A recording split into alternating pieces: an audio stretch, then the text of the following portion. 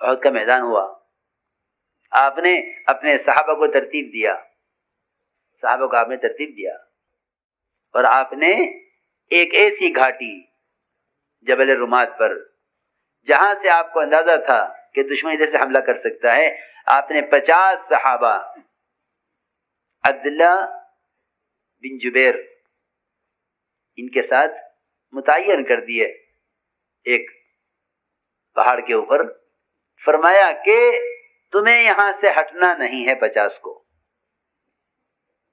چاہے ہمیں فتح ہو، شکست ہو، دشمن بھاگ جائے تب بھی یہاں سے مت ہٹنا، اور یہ فرمایا کہ اگر ہمیں شکست ہو جاوے اور ہماری لاشوں کو آسمان سے اترنے والے پرندے ہماری لاشوں کو کھاویں، تم دیکھ رہے ہو، تب بھی یہاں سے مت ہٹنا۔ سنو تو صحیح، یہ بات سخت بات فرمائی آپ نے روایت میں ہے کہ اگر تم یہ منظر دیکھ رہے ہو اپنی آنکھوں سے کہ ہمیں دشمن قتل کر دے اور میدان میں ہماری لاشیں پڑی ہوئی ہوں اور چیل کبے اتر کر ہماری لاشوں کو گوشت کھاویں، تب بھی تم ہم سے ان پرندوں کو اڑانے کے لیے بھی یہاں سے مت ہٹنا۔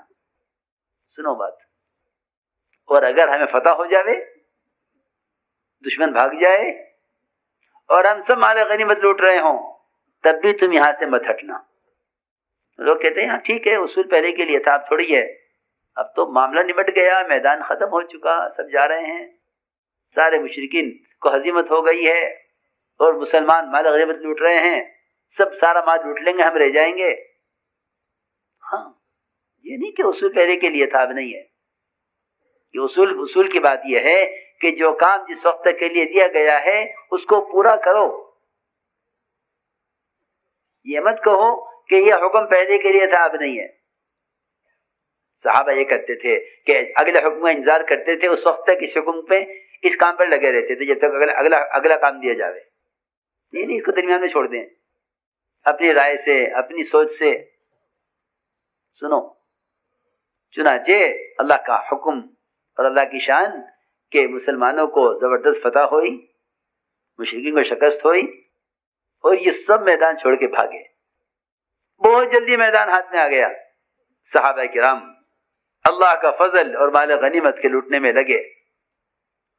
ان 50 نے دیکھا، اوہو تو ختم ہو چکا قصہ، اور میدان سے دشمن بھاگ چکا ہے، سارا مال غنیمت لوگ لوٹ رہے ہیں، چلو ہم بھی اترے۔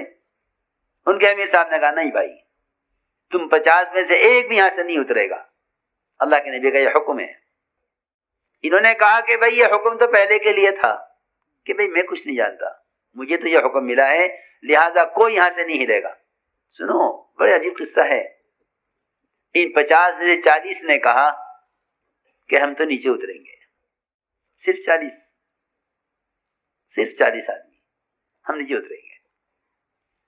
دیکھو تو صحیح، 700 صحابہ میں سے صرف 40 صحابہ نے حکم کی خلاف ورزی کی، 700 صحابہ میں سے 40 صحابہ نے حکم کی خلاف ورزی کی، اور وہ بھی یہ سوچ کر کہ اب اس کی ضرورت نہیں کہ یہاں رکا جائے، یہ تو اس وقت کے لیے تھا جب میدان ہمارے ہاتھ میں نہیں تھا۔ 40 اتر گئے، 10 صحابہ نے کہا تو امیر کے تابع ہیں اپنے، ہم تمہاری بات نہیں مانیں گے، اب تو جسے جو چاہو کروا دو، آزاد ہیں سب، تو جس سے جو چاہے کروا دو، کہ نہیں یہ نہیں ہو سکتا۔ تو چنانچہ 40 صحابہ وہاں سے اتر گئے نیچے، اور 10 صحابہ رہ گئے جبل رمات پر۔ ان 10 کو قتل کیا گیا، مشرکین نے آ کر اس گھاٹی کی طرف سے حملہ کیا، ان 10 کو قتل کیا، اور میدان میں ایسے آئے مشرکین پلٹ کر کہ صحابہ کو بالکل احساس نہیں تھا کہ دشمن ہماری پیٹھ پر سوار ہے، سب مال غنیمت لوٹنے میں تھے اور دشمن نے حملہ کیا۔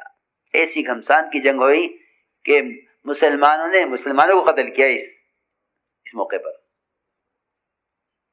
کچھ پتہ نہیں کون کیا ہے، کون کہاں ہے، کون کسے مار رہا ہے۔ جی ہاں، مسلمانوں کے ہاتھوں مسلمان شہید ہوئے، قرآن نے کھول کر کہا ہے وَعَصَيْتُم مِّن بَعْدِ مَا أَرَاكُم مَا تُحِبُّونَ. جی ہاں کہ تم فتح دیکھ چکے تھے اپنی آنکھوں سے، لیکن تم نے فتح دیکھنے کے بعد ایک نافرمانی کی، اللہ نے تمہارے ہاتھ سے میدان چھین کر غیروں کے ہاتھ میں کر دیا. سیدھی بات ہے، سارا میدان غیروں کے ہاتھ میں گیا. آپ کتنا مبارک شہید ہوئے، آپ کو زخم آئے، آپ کے قتل کی خبر عام ہو گئی. کیا کیا حالات ہوئے، صحابہ کے پاؤں کھڑ گئے میدان احد سے. سب اس پر ہوا کہ بات نہیں مانی. بس اس لیے میں عرض کر رہا دوستو عزیزو، یہ سارا فساد اس کا ہے کہ ایک قسم تو الگ ہو گئی یہ کہہ کر کہ کیونکہ ہمارے رائے پر عمل نہیں ہوا اس لیے ہم آپ کے ساتھ نہیں دیں گے. سنو غور سے، ایمان والے وہ ہوتے ہیں جو اختلاف تو کرتے ہیں مخالفت نہیں کرتے، اور اختلاف تو کرتے ہیں افتراق نہیں ہونے دیتے. اختلاف رحمت ہے، افتراق مصیبت ہے. اختلاف تو رحمت ہے. یہ اختلاف ہوا کہ اختلاف سے تو رحمت آئے گی. کیوں کہ رحمت کے آنے کا مطلب یہ ہے اختلاف سے کہ رائے کے اختلاف سے امور میں نکھار پیدا ہوتا ہے. ایک رائے یہ ہے، ایک رائے یہ ہے، ایک رائے یہ ہے، یہ سب رائے آ گئی، اور افتراق سے مصیبت آتی ہے. جی ہاں، چنانچہ اس احد کے میدان میں بہت اصول ہیں کہ تمہارے ہاتھوں سے میدان آتے آتے نکل جاوے گا. حالانکہ 700 صحابہ میں سے 40 نے صرف خلاف ورزی کی ہے. اگر یہ 50 صحابہ 40 صحابہ ان کے ساتھ، ان 10 کے ساتھ یہ جمع رہتے اپنی جگہ پر تو میدان سارا مسلمانوں کے ہاتھ میں تھا. اس لیے کام اجتماعی کام ہے. یہ بات نہیں ہے کہ ایک طبقے والے کہیں کہ ہم یہ نہیں کریں گے تو حالات سارے مسلمانوں پہ نہیں آئیں گے. نہیں، اگر ایک علاقے والے کہیں کہ ہم یہ نہیں کریں گے تو نافرمانی کا وبال اور نافرمانی کی ہزیمت اور نافرمانی کی مصیبت سب پر آئے گی. دیکھو یہاں یہ ہوا کہ نافرمانی 40 نے کی اور حالات کتنوں پر آئے؟ جی ہاں، سب پر. ہاں، سب پر حالات آئے. نافرمانی 40 نے کی ہے، ایک علاقے والوں نے صرف. آپ کے تو اور بھی مورچے تھے، ایک مورچہ ٹوٹا صرف. ایک مورچے میں بھی 10 جمع رہے، 40 الگ ہو گئے. ہاں، اس لیے کہتے ہیں کہ اجتماعیت سب سے زیادہ مدد کے لانے کا ذریعہ ہے. اجتماعیت سب سے زیادہ نصرت کے لانے کا ذریعہ ہے. اجتماعیت اصل ہے کہ ساری نصرتیں اجتماعیت کے ساتھ ہیں، نصرتیں اجتماعیت کے ساتھ ہیں اور نحوست افتراق کے ساتھ ہیں. اختلاف تو ہوا کرتا ہے، ہماری رائے یہ ہے، ان کی رائے یہ ہے، ان کی رائے یہ ہے، کہ رائے کا اختلاف تو ہوا کرتا ہے، پرانا چلا آ رہا ہے. میں نے عرض کیا نا کہ سخت اختلاف تھا سب کو، کوئی بھی حضرت ابوبکر صدیق کے ساتھ نہیں تھا رائے میں. ہاں، مشورہ ہوا کہ کیا کریں، کہ سب کی رائے ایک طرف، امام کی رائے اور ان کا فیصلہ ایک طرف. جی ہاں، یوں کرنا ہے. قرآن کا جمع کرنے میں کسی سے مشورہ ہی نہیں ہوا. لو اتنا بڑا کام ہو گیا. حضرت عمر نے کہا کہ ابوبکر قرآن جمع کر دیجئے. لو تو قرائے صحابہ شہید ہو رہے ہیں، جن کے سینوں میں قرآن ہے وہ دنیا سے جا رہے ہیں. جنگوں میں کتنے قرہ ختم ہو چکے، 70 قرائے صحابہ ایک موقع پہ قتل کر دیے گئے. کیا کر دیجئے؟ قرآن جمع کرا دیجئے ایک جگہ. ابوبکر نے فرمایا کہ عمر میں وہ کام کیسے کروں جو اللہ کے نبی نے نہیں کیا؟ کہ نہیں، یہ کام تو ہونا ہے قرآن کی حفاظت کے لیے. وقتی تقاضا آ گیا، پہلے نہیں تھا. آج کل لوگ یہ کہتے ہیں جو چیز پہلے نہیں تھی وہ اب کیوں ہو رہی ہے. ہاں، اب کیوں ہو رہی ہے؟ جو پہلے نہیں تھی اب کیوں ہو رہی ہے؟ جی ہاں، یہ اشکال ہے، اور یہی چیز آدمی کو پیچھے لے جاتی ہے. جو چیز پہلے نہیں تھی اسے اب کیوں کر رہے؟